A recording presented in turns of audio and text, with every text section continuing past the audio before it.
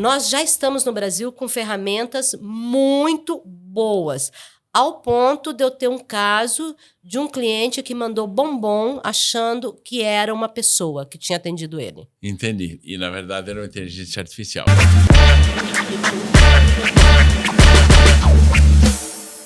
Olá, seja bem-vindo, seja bem-vinda a mais um podcast de Imobiliárias em Foco, onde a gente procura tratar assuntos voltados, obviamente, a essa imobiliária. Já quero agradecer aos patrocinadores, a Quinto Cred, a Superlógica, a Laís, que são empresas que acreditam no mercado imobiliário, são empresas que acreditam na sua imobiliária. Afinal de contas, se estão apoiando um projeto como esse, é porque acreditam no mercado. E hoje o assunto, nós vamos falar aqui, que é um assunto que eu diria que é um dos grandes desafios que os empresários do mercado imobiliário têm, que é a questão do marketing, principalmente quando a gente fala de um empresário de 35 anos para cima, principalmente se a gente for falar aí de 40, 50, que são pessoas que fizeram uma transição de um marketing imobiliário, vamos chamar de offline, para online. Então, a dificuldade desse processo todo. Eu estou hoje aqui com a Edra Moraes, ela já vai se apresentar. Ela é uma especialista em marketing, ela é escritora, ela já foi gerente de marketing de jornais, já foi de grandes shoppings, tem um conhecimento muito profundo no que se refere ao marketing. E ela também passou, quer dizer, ela vive essa transição e, óbvio, é obrigado, principalmente como escritora, principalmente como pessoa do marketing, e nada melhor do que a própria Edra se apresentar. Edra, seja bem-vinda ao nosso podcast. Se você quiser se apresentar. Bem, eu queria, antes de tudo, agradecer, o convite, Barreto. Meu nome é Edra Moraes, sou escritora, poeta e profissional de marketing há mais de 30 anos. Como você sabe, trabalhei na Folha de Londrina, trabalhei no Jornal A Notícia, tive uma experiência muito grande com o jornal, mas também tive experiência com agências de publicidade, que é uma experiência completamente diferente. E é um prazer poder falar aqui para você e para o seu público. Maravilha, show de bola. Ô Edra, o que eu acho bacana que você hoje, como você vivencia essa questão de suporte a algumas empresas e tal, então você tem um conhecimento e consegue perceber a grande dificuldade que tem o empresário de hoje. E você é uma pessoa que você conhece um pouco também da questão do mercado imobiliário. Então, na sua opinião, quais são os maiores desafios hoje que os empresários acima de 35 ou 40 eles enfrentam a lidar com o marketing imobiliário? Você, principalmente, que trabalhou em jornal, quer dizer, você viveu tudo isso, né? Olha, sem dúvida, são as novas tecnologias, né? Tá. Nós somos uma geração que nasceu no offline. A maioria dos donos de imobiliária acima de 40 anos nasceram com um jornal classificado, né? Eu Boa. acredito, assim como eu, como você. Sim, era só anunciar num domingo que até quarta-feira já tinha o resultado que fosse, que entrava um outro caderno, né? Olha, o poder era tão grande, que eu brinco que parava a impressão do jornal. Fulano está mandando o anúncio. Entendi. O mercado imobiliário era, vamos dizer, o grande cliente do Classificados. Isso mudou de repente. Uhum. As novas tecnologias, elas vieram de uma forma que pegou a gente de surpresa. Então, de repente, tudo isso que funcionava não funciona mais. Então, eu acredito que o maior desafio para quem é da nossa geração, para quem nasceu no offline, ou para quem, às vezes, mesmo sendo dessa geração atual, conheço muitas pessoas, elas têm dificuldades. Não pode resistir, não adianta, veio para ficar. Boa. Se eu pudesse dizer assim, o que você pode fazer? Tenta aprender, não vai ter jeito. Eu vivi isso porque eu saí do Brasil, você sabe disso, fiquei 6 anos fora para melhorar a minha língua, na época era importante para mim adquirir o inglês como segunda língua. E quando eu voltei, Barreto, o marketing tinha mudado tudo. Totalmente. Eu falava o inglês, mas aí eu tinha que reaprender o marketing. Boa.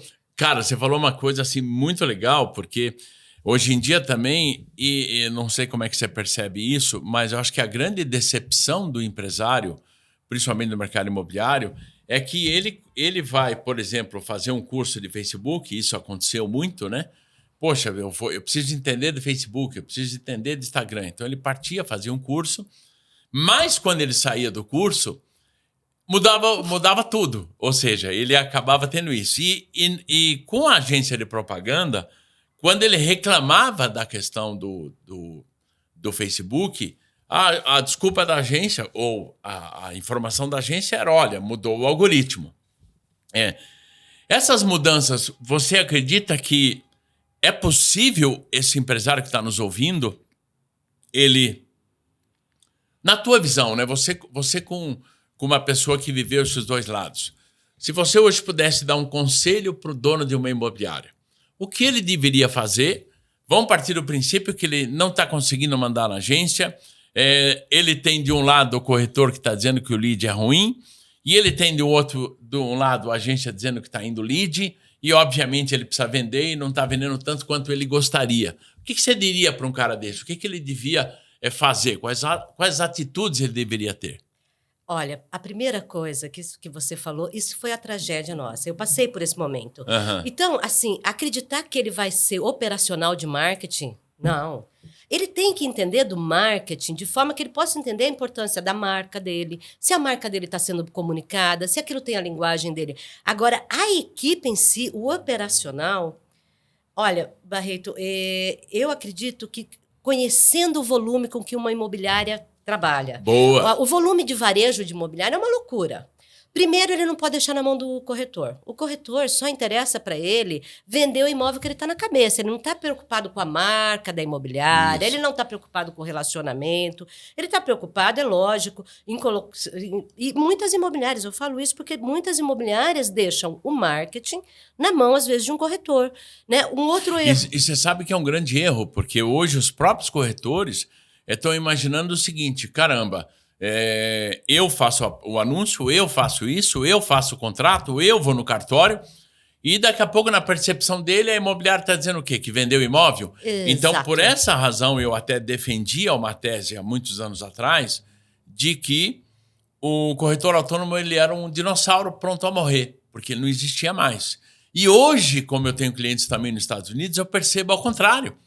Aonde, não me leva a mal, principalmente a quem está nos ouvindo, o corretor percebendo que tem que voltar para o autônomo. Porque talvez ele fala, cara, eu preciso... E olha que interessantíssimo que você colocou, porque eu percebo que o problema não é só do dono da imobiliária, porque o corretor ele aprende o Facebook, ele aprende o Instagram, mas ele começa a perceber também de que ele precisa estar fazendo curso, e ele começa a perceber que não é o papel dele. E aí é onde ele se perde, e hoje eu percebo... Também o corretor de imóveis, na grande maioria pelo menos, é também um pouco perdido. Né? Então, talvez o marketing, não sei a tua visão, mas ele fez com que as pessoas esquecessem de qual é o seu papel, ou perderam o seu papel. Né? Tipo, poxa, eu como dono de imobiliária, é óbvio que eu vou... Quem é o cara que mais comanda o marketing de uma grande empresa? O CEO da empresa. Que é o cara que mais comanda o marketing de uma imobiliária, o dono da imobiliária, né? Mas ele se encontra, eu acho que eles estão um pouco perdidos, e tudo bem, essa geração nova já está vindo dentro disso, ela já tá buscando tudo isso. Uma das saídas é que eles começaram, obviamente, a contratar agência, e alguns começaram a ter o marketing interno. Como é que você enxerga isso? Como é que ele pode estar mais sob controle? Ele entender o que está acontecendo na imobiliária dele? Olha, Barreto, assim, isso eu até queria complementar. Assim, olha, os riscos de se deixar o marketing na mão de um corretor, eles são inúmeros. Desde isso que você fala, que é o seguinte, chega uma hora o corretor olha e fala assim, bom, essa empresa não me dá uma marca de credibilidade. Essa empresa não me dá leads quentes. Essa empresa... divide a comissão comigo, o que ela está me dando? Então, esse é um questionamento que qualquer um faria, e isso que você falou, esgota, porque o marketing hoje, a pessoa tem que estar o tempo todo se atualizando. Isso que você fala das redes é exatamente isso. Eu sou de uma geração que a gente tinha house. Eu não sei se você sabe, eu trabalhei na house do Boticário. Tá, legal. Sabe por quê? E eu fiz essa relação direta quando a gente começou a trabalhar. O house, para quem não sabe, que está nos ouvindo, é uma agência dentro, por isso que chama house, é a agência da casa, é uma agência dentro da empresa. Né? Sabe por quê? Porque a agência de publicidade não dava conta do varejo. Ela dava conta das grandes campanhas publicitárias, das grandes campanhas de marca. Esse é um grande talento de uma agência, né? Essas campanhas que são campanhas que elas tendem a não a venda direto, mas a criação de uma imagem, o fortalecimento de uma marca. Mas na hora do varejo, que é isso todo dia, vamos colocar lá, vamos vender, tem que vender. Que nem você disse, anunciava no domingo, quarta-feira. Já sabia se teve resultado total ou não, porque segunda tem que estar vendendo. Segunda tinha que estar vendendo. Então, você ter essa equipe dentro da imobiliária, eu vou salientar vários pontos. Primeiro é isso, ela te atende na emergência. A agência de publicidade não consegue. Boa. Você vai fechar um pacote, ela vai te garantir 4, 5 posts por semana. Tá. Nossa, que não resolve, exatamente. Não resolve. Né? Outra coisa, isso que você fala do dono da imobiliária, ele não tem o controle. Ali, você sabe hoje que uma campanha, se ele quiser, a gente sabe disso, o pessoal do tráfego pode abrir para ele na hora. Ele na hora vai saber aonde essa campanha chegou, quanto já foi gasto. A gente tem uma coisa na internet que eu gosto muito, que é o seguinte: erre rápido e resolva rápido. A gente era de uma época que vinha aquela campanha publicitária, levava-se 2 semanas para ser aprovada, via se estava tudo certo. Hoje você coloca a campanha no ar, se ela não impactou, você tira rápido, perde menos dinheiro. A rapidez é a resposta. Boa. Então, você tendo essa equipe, primeiro, como dono da sua imobiliária, você tem acesso.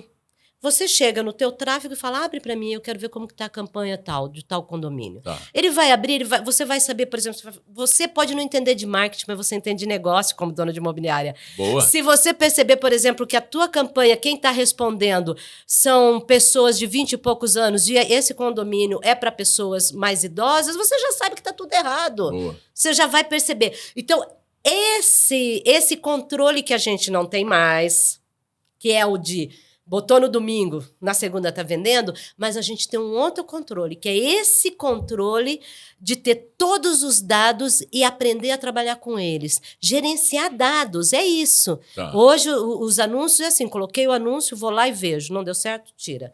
Isso, ele precisa da equipe desse controle. Quase que instantaneamente. Todo dia ele tem que fazer esse processo. Todo dia. E ele pode fazer isso, 5 minutos. 5 minutos ele resolve. Engraçado, eu percebo também, Edra, se o dono da imobiliária, ele é um corretor de sucesso, ou seja, ele vem mais de vendas, eu percebo que o marketing dele é muito voltado para vendas e pouco para locação. Se o cara vem de locação, ou a pessoa, ou a mulher vem de locação, o foco dela sempre vai ser no marketing mais locação. Eu digo que eles deveriam pensar cada alocação, ou a locação ou a venda como empresa separada. Qual é o marketing para locação, qual é o marketing para venda? E eles acabam querendo economizar, tipo, né? Compra, venda ou aluga, tipo, o cara que quer alugar é um público totalmente diferente, o cara que vender é um público totalmente diferente. Então, eles também acabam a meio se confundindo nessa história. E hoje, na questão do digital, eles também acabam colocando essa questão que não dá um engajamento, né? Acaba, para quem nos ouve que não sabe muito bem, na tua visão, o que esse engajamento traria? O que é o engajamento na tua visão dessa questão do cliente? Seria o empresário, ele está subestimando o poder das redes sociais? Ou esse engajamento eu preciso só que tenha retorno, ou as pessoas... quando ele percebe a dancinha, quando ele percebe a piadinha, eu não estou perguntando a tua visão técnica, óbvio, mas da tua vivência, onde você aprendeu com todo esse momento. E você sabe muito bem que hoje em dia o que precisa é venda, né? Uhum. Olha, Barreto, eu acho assim, você falou uma coisa que é bem assim, vende, aluga, isso. Né? Eles levaram para a rede social aquele cartãozinho de visita. Boa. Mas não levaram o conceito. Porque, na verdade, o conceito qual é da rede social? Relacionamento. E é isso que você disse. É um cliente, o cliente que compra é um, o cliente que aluga é outro, e a força da marca é outra. Então, se fala muito em marca 7 por 1, por quê? Seria 7 conteúdos para um anúncio de venda, né? Porque o anúncio de venda ele é cansativo. Você há de convir comigo que o anúncio de venda só atrai aquela pessoa que está interessada naquele momento, ou para comprar ou para alugar. Então, essa estruturação da marca da imobiliária, nessa relação que eu acho que o dono de imobiliária ainda não percebeu. E essa relação, antes ele fazia, mas ele não percebia, porque ela era feita offline. Ele ia em eventos, se conversava com pessoas. Tá. Ele ganhava credibilidade para si e depois para sua imobiliária.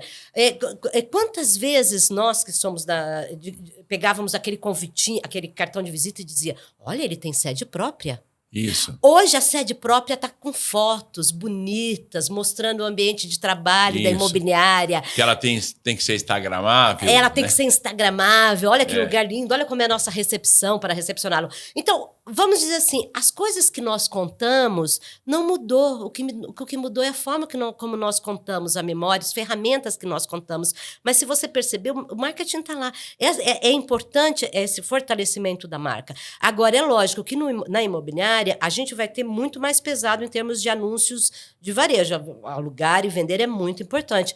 Mas esse relacionamento e engajamento com a marca, ele é necessário. E ele não precisa ser de piadinha. Eu vou citar aqui, eu sei que é chato, mas é um cliente seu, né, que eu acompanho, né, que acompanhei ter a sede própria desde o primeiro momento em que era só um terreno.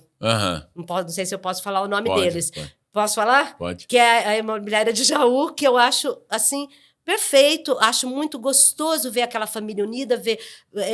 Eu acho que eles conseguiram, de certa forma, ir além desse marketing. Viraram líderes absolutos em Jaú. Eu imagino. E hoje, para você ter uma noção, já estão... Eles inauguraram a sede nova já fazem mais ou menos um ano e pouco. Uma sede gigantesca, o dobro do tamanho da anterior deles, e agora já vão começar a construir do lado para ampliar a sede, para dobrar. Ou seja, dobrar o que já está dobrado. Não, isso é marketing, é essa alegria, isso, entendeu? Essa gestão da importância do teu negócio, né? Então, quando eles resistem, vamos dizer, quando o dono de uma imobiliária, ele resiste a aceitar que o marketing agora mudou, que ele vai ter que reaprender, todos nós estamos reaprendendo, e que ele precisa ter esse controle com ele. Quando ele decide isso, as coisas ficam leves. E ele começa a ter esse prazer, porque ele começa a entender aonde está o resultado. Boa, sabe que você falou uma coisa que eu acho que é bacana para o pessoal que está nos ouvindo. Nesse caso, essa imobiliária, a Jaú, hoje ela tem uma gerente de marketing, ela tem a pessoa que dá suporte para ela, mas as reuniões que ela faz um momento com o diretor de vendas, que vai discutir sobre vendas. Vai discutir campanha. Nessa hora não está a diretora de locação. Daqui a pouco ela vai fazer uma nova reunião com a diretora de locação. Nesse momento não está o diretor de vendas, o assunto é outro. Então, e eu acho que esse é o papel mesmo. O marketing acaba tendo que fazer esse balanceamento, esse equilíbrio, aonde no momento ele vai atender a locação e no momento ele vai atender a vendas. Uma coisa que eu acho que é legal também é de que as imobiliárias, isso está acontecendo muito nos Estados Unidos, eu sei pelas consultorias que a gente tem lá, aonde eu percebo que muitas imobiliárias estão se confundindo como um corretor de sucesso. Então você vê o dono da imobiliária famosíssimo, mostrando imóvel, mostrando vídeo de mostrar imóvel. Talvez não, né? Muitos corretores acabam pensando assim, caramba, esse cara está concorrendo comigo. Em vez de ele trazer o lead para mim, em vez de ele trazer o cliente para mim, ele está concorrendo. Quer dizer, e as imobiliárias, elas têm, muitos donos de imobiliária, principalmente a pequena para a média, que tem, na minha opinião, um erro grave aí, imaginam hoje que a imobiliária do futuro, pasme, é a cafeteria. Então eu não preciso mais de sede. É exatamente ao contrário, porque Jacques Kotler dizia, né, que você, do marketing você tem os 4 P's, um deles é a praça, que a praça é o quê? Como é que é a minha sede? E o que eu percebo que os Estados Unidos vem se transformando, ele vem percebendo isso, e se a imobiliária não atrai corretores, ela também tem o mesmo problema que o Brasil. Então ela acaba obviamente, não crescendo as vendas. E qual é o meu objetivo de corretor a montar uma imobiliária? Eu sempre gosto de dizer que gerenciar os outros é fazer as coisas através dos outros. Então, a imobiliária ela acaba, às vezes, se perdendo isso. Então, nesse caso dessa imobiliária, o gerente tocar cada papel é primordial, acaba sendo isso. Então, na tua percepção, você concorda? Você acha que deveria a imobiliária hoje... Vamos pensar numa imobiliária pequena, uma imobiliária que tem verba, que tem pouca verba de marketing. Ela deveria ter uma estrutura de uma equipe interna nela, ou um gerente, ou... O que facilitaria para que o dono pudesse gerar mais resultado na tua percepção? Óbvio, né? A agência teria que ter. Concorda comigo? A agência... Sim, eu concordo. E é exatamente isso. Por isso que eu citei a House. Eu acho que tem que ter um marketing interno, tá? Porque o marketing, Barreto, o brasileiro se acostumou muito que marketing é engraçadinho, fazer piada, campanha que emociona. E marketing não é isso. Marketing é solução de problema. E solução de problema você só sabe se você sabe o problema. Boa. Então, uma das coisas, eu acho que eu posso abrir, que eu já trabalhei com você, né? Claro. Uma das coisas que eu mais Muitos gostava... anos atrás, né? A gente se conhece há mais ou menos aí, eu diria que uns... Para mais de 25 anos, né? Para mais de 25 anos. Para mais de 25 anos. E uma das coisas que eu me lembro que, para mim, você foi meu mestre, foi quando você falou para mim assim, ó, aqui o marketing resolve o problema do comercial. Sim. Porque vender é importante. Aham. E isso era muito importante, porque eu vinha de umas agências de publicidade que a grande questão da campanha era quase que um ego, era fazer uma coisa bonita. E quando eu fui trabalhar com você, que foi na época, né, da agência, a gente, essa coisa de que... É isso que então você faz falou. mais de 30 anos, porque há 30 anos que eu faço consultoria imobiliária. É isso faz aí. 40 anos. É isso aí. Eu conheci o trabalho, eu comecei conhecendo o trabalho da Polar. Boa. Você fez, só para você ter uma ideia. Entendeu? Comprando calhau. De maneira criativa, resolvendo o problema de cliente que não tinha dinheiro. Isso aí. Não é? Exatamente. Então, o marketing é solução de problema, inclusive de problema para cliente que não tem dinheiro para fazer marketing. O calhau, para quem não sabe, na época foi uma estratégia que a gente teve. O calhau é um espaço que sobrava no jornal. O que eu faço com esse espaço? Então, o jornal vendia. Então, você imagina que tem uma página de jornal e tinha um anúncio da concorrência aqui. Tinha lá, sobrava 1 centímetro, sobrava 2 centímetros. Numa estratégia, eu pedi para comprar todos os calhais do jornal na época, o jornal líder na cidade de Curitiba. E aí o anúncio era assim, então sobrava 1 centímetro. Era assim, não perca tempo, vá direto à página certa, consulte a Polar. A Polar, óbvio, nessa época já brigando pela liderança, virou hoje considerado aí uma das, talvez a maior do estado, com certeza a maior do estado, eu diria, e já brigando por uma liderança no sul do Brasil. E é uma imobiliária que ela na época, a estratégia, mas era muito no offline, e tinha muito isso, tinha muita estratégia. Eu lembro do outdoor, onde a gente, porque o símbolo da Polar era uma tartaruga. Eu não sei se você lembra que foi um outdoor que teve muito sucesso. O top de marketing que a gente ganhou com a Polar também estava alusivo a principalmente essa campanha, que era uma lebre, né? E a campanha era: nossa tartaruga é mais rápida que a lebre dos outros. E essa estratégia eu vejo poucas empresas fazendo hoje no digital. Construção de marca. Boa.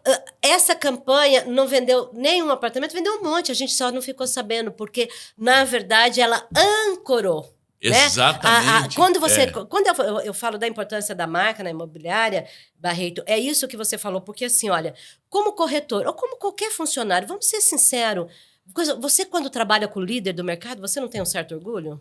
Com certeza, com certeza. Porque a imobiliária precisa entender que quando ela tem uma marca forte, não é só o cliente externo que ela pega. Isso aí. O cliente interno fica feliz. Menos troca de equipe, ninguém vai trocar 6 por meia dúzia, ninguém vai sair dessa imobiliária para ganhar R$50 a mais na outra.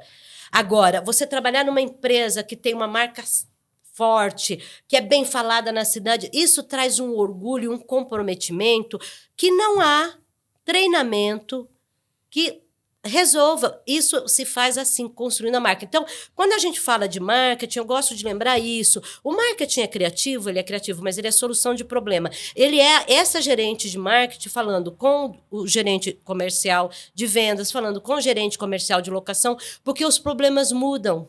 Boa. Não boa. é? Vamos supor, essa semana eu estava com um monte de apartamento para alugar de 3 quartos, mas a procura era de 2. Mudou o problema para outra semana. Agora eu captei um monte de apartamento de 2 quartos, eu tenho que colocar esses apartamentos, porque agora é o meu estoque. Então, o estoque muda. Você falou duas coisas interessantes, né? Uma de que o que nós temos que entender também, porque às vezes, você que está nos ouvindo, eu digo nos ouvindo porque, pasme, 90% dos nossos o que acompanha o podcast da audiência, obrigado, são ouvintes. E eles ouvem de um trajeto ao outro, então eles ouvem no carro, né? Então, por isso que eu falo muito ouvintes. E agradeço a você aí que nos acompanha. Hoje, cada vez nós tivemos uma informação do Spotify no final do ano, onde nós somos hoje um dos podcasts que mais cresce no Brasil, pro mercado imobiliário, óbvio. Agradeço muito a você, que sem você que está nos ouvindo, é impossível a gente chegar, obviamente, nesse número. E uma coisa que é legal colocar, porque quando você fala assim, porque a grande imobiliária, o cara tem o orgulho e tal, mas a pequena imobiliária, ela pode fazer uma fusão do marketing pessoal da pessoa com o marketing da imobiliária, e a pergunta que eu sempre digo é qual é o diferencial dele, né? Ele pode criar um diferencial e ser uma imobiliária rápida, não é isso? É isso. Olha, quando a gente fala em diferencial, não mudou muita coisa. Mudaram, eu vejo o marketing mudou as ferramentas. E hoje está muito mais fácil. Antigamente, Barreto, para eu fazer uma assessoria de imprensa, que é um marketing mais, digamos, aqui, que fica um pouco mais escondidinho, ele não é tão varejo. Mas que traria muita credibilidade e autoridade. Antigamente você tinha que fazer numa revista Exame, numa Isto É.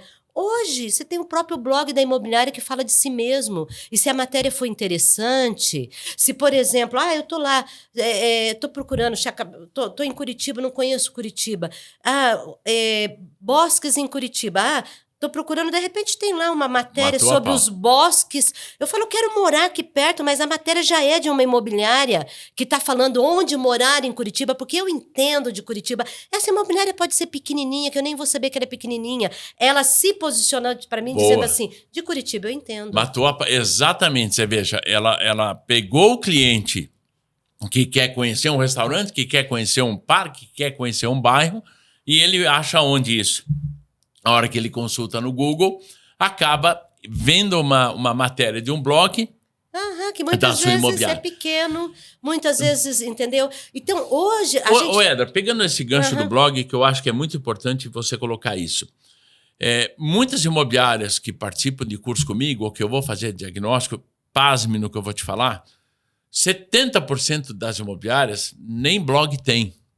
Para essas imobiliárias que não têm o blog, e você como escritora, né? Você é uma pessoa que conhece profundamente isso, e ela não tem dinheiro para contratar um jornalista, ela não tem dinheiro para botar alguém todo dia fazendo matérias para ela.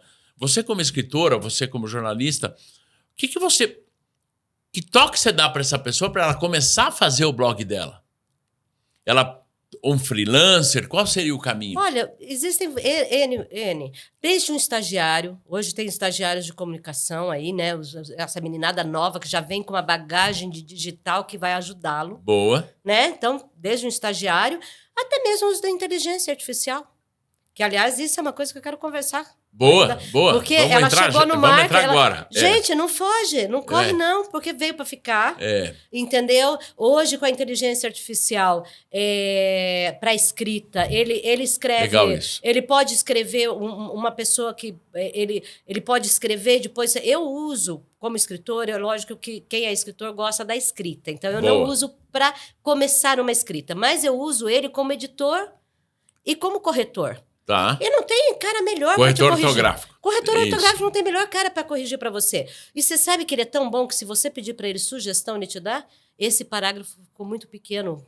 Melhore um pouco essa sua... Ele é bom nisso. Então, tem N vantagens, ou que as pessoas têm, então, talvez, aprender um pouco mais de ChatGPT, esse tipo de situação. Sim, aprender, não tenha medo, porque, assim, às vezes também, aquilo que isso eu já presenciei por ter trabalhado com você.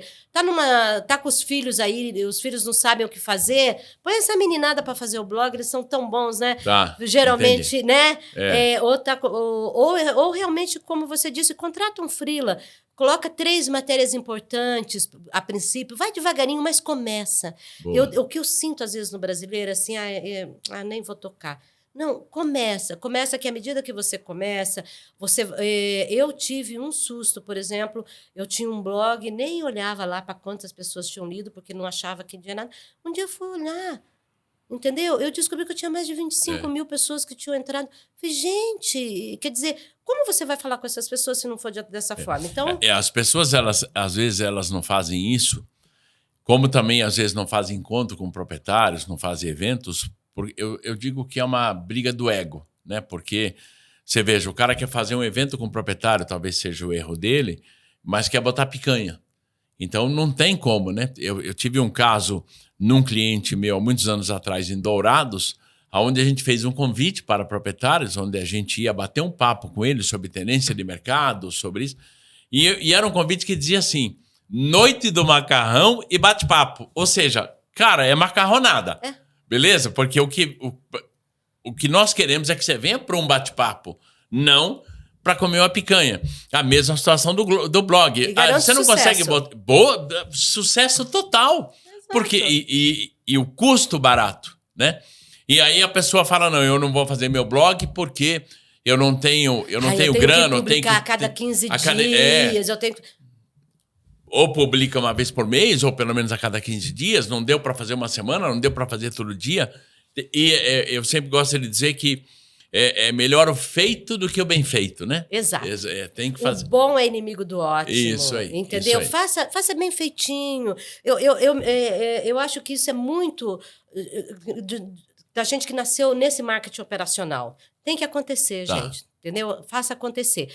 E a gente falando em inteligência artificial, tem um outro lado também, que aí eu acho que a gente não pode sair daqui sem falar, que é o seguinte: atendimento ao cliente, né? Boa. Pré-venda. Que é uma tendência muito, muito forte, que não é nem tendência, ela veio para ficar. Não tem né? como.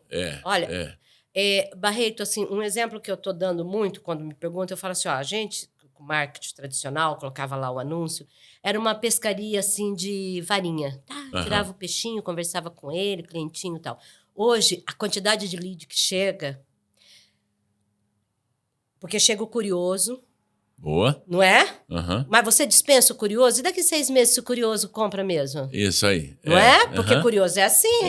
Chega o concorrente, que está fazendo cliente oculto. Isso aí. Entendeu? E você quer que o teu concorrente saia dizendo que o teu atendimento é horrível?